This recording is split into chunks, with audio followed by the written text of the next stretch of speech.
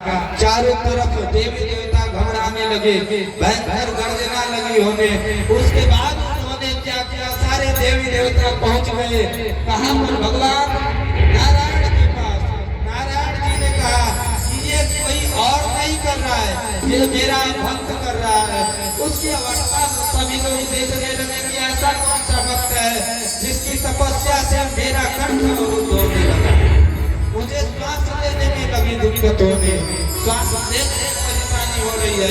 प्रभु जाकर के जल्दी से दर्शन दीजिए। वैसे ही अब सभी लोग मिलकर के स्तुति लगे करने। शांताकारं भुजगशयनं पद्मनाभं सुरेशं विश्वाधारं गगनसदृशं मेघवर्णं शुभांगं। लगे स्तुति करने की, जल्दी जाइए नहीं तो इधर मेरा प्राण निकल जाएगा, उस भक्त के चक्कर में मेरा प्राण निकल जाएगा। प्रभु आप जल्दी जाइए। अब छोटा सा बालक इतना कठिन तपस्या कर रहा है, जाकर के भगवान चतुर्भुज रूप लेकर के और भगवान दर्शन देते हैं। जैसे ही दर्शन दिए और उस एक शंख दिए और शंख का जैसे ही स्पर्श कराते हैं कपोल पर, वैसे ही सारे वेद मंत्रों का स्तुति होने लगा। सारे वेद मंत्र स्मरण हो गए, श्रुतियां स्मरण हो गई, वेद वेदांतों का ज्ञान हो गया। लगे स्तुति करके, स्तुति करना जैसे ही प्रारंभ किए, अब उनके अंदर सिर्फ इतना ही शक्ति बचा है कि उनके नेत्रों से सिर्फ जलधारा, प्रेमास्त्र जलधारा बहना प्रारंभ हो गई। जो मोहन को मन में बसाए हुए हैं, वो सफल मुक्त जीवन को पाए हुए हैं।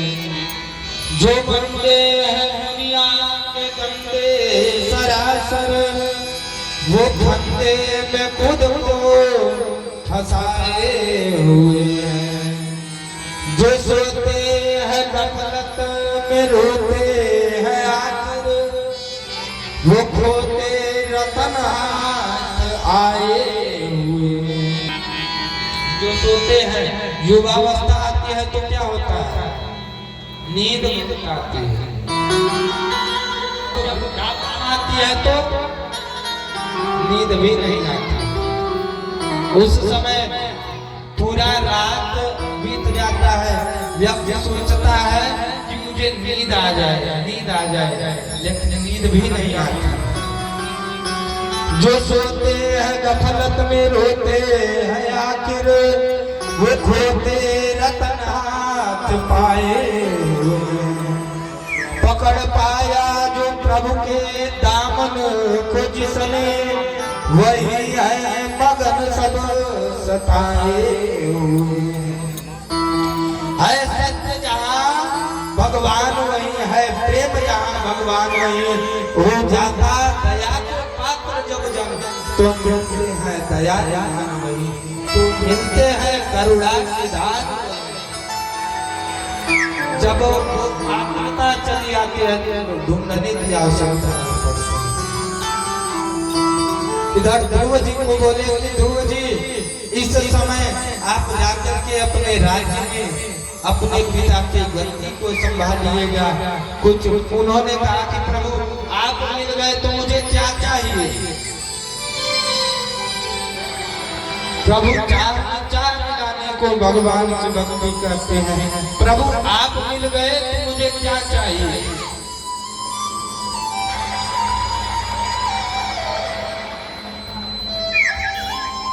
अब उसके बाद उन्होंने कहा कि प्रभु मैं माया जंजाल में नहीं पढ़ना चाहता, अब आप मुझे इस सागर से पार करा दीजिए। व्यक्ति जीवन भर भागता फिरता है, मुझे भगवान का दर्शन हो जाए। आप स्वयं चल करके मेरे पास आ गए, मेरे जैसा सौभाग्यशाली कौन होगा। उन्होंने कहा ऐसी बात नहीं है, जाकर के अपने राज्य को का कार्यभार संभालिए। तीन ऋण होता है, मातृ ऋण, ऋषि ऋण और पितृ ऋण। इन तीनों ऋणों से उऋण, और वही कारण है आज भी ध्रुव तारा दिखाई देते हैं ना। ये हमेशाक्षर मंत्र के भक्ति का प्रभाव। आगे इन्हीं के वंश में महाराज अंग हुए, अंग के पुत्र हुए वेद। वेद बड़ा ही दुराचारी, अपने पुत्र को देख करके ऐसा प्रवृत्ति देख करके काम को छोड़ दिया। उस राजभवन को छोड़ करके चले गए इधर उधर, मंत्रियों ने ढूंढा लेकिन कहीं पर नहीं पाया। जब कहीं नहीं पाए तो ये हुआ कि अब मजबूरी बस राजकुमार तो एक मान नहीं करता। संत बार बार समझाते कि देखो ये कर रहे हो ये अच्छी बात नहीं है, ये एक राजा का कर्तव्य नहीं है।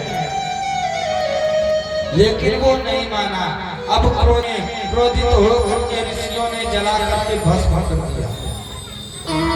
वेद जैसे ही भस्म हुआ उसके बाद दाहिनी भुजा के मंथन करने से निषाद यानी कि एक व्यक्ति निकला जिनको उपाधि दे दी गई निषाद। उसके बाद पुनः दाहिनी भुजा का मंथन किया गया तो एक स्त्री और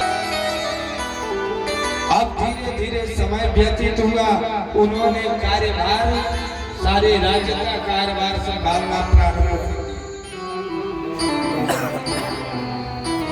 सारे राज्य का कार्यभार संभालना प्रारंभ कर दिया। किसानों से मिलना, गरीबों से मिलना, दीनदुखियों से मिलना। एक दिन किसान एक गया और कहा कि प्रभु मैं पृथ्वी में जो भी बोता हूँ, जो भी पृथ्वी माता पर उगाने के लिए कोशिश करता हूँ, जितना मैं बोता हूँ उतना भी नहीं मिलता। अब ये बात करके पृथ्वी भगवान को, पृथ्वी महाराज को बड़ा क्रोध आया कि पृथ्वी को तो माँ की उपाधि दी गई है, भला एक माँ अपने बच्चों को दुख में कष्ट में कैसे देखती है। अब उन्होंने अपने तरकस से तलवार निकाला, तीर धनुष निकाल करके उन्होंने क्या किया, पृथ्वी माता को लगे उड़ाने। गाय का वेश धारण की पृथ्वी माता, उन्होंने विलास करते हुए कहा कि प्रभु आप ये क्षमा करें। उन्होंने पृथ्वी महाराज ने कहा कि आपको माँ की उपाधि दी गई है और आप अपने बच्चों के साथ ऐसे कैसे कर सकती हैं। उन्होंने कहा कि मैं गाय का रूप धारण की हूँ, इस समय जो भी दोहन करना चाहे वह दोहन कर सकते हैं। सबने अक्षय पात्र लेकर के आया और जिसको जिस चीज की आवश्यकता थी उसने उसका दोहन किया। पृथु जी के 5 पुत्र हुए, विजिताश्व, हरिहंस, धूम्रकेश, वृक और तरुण।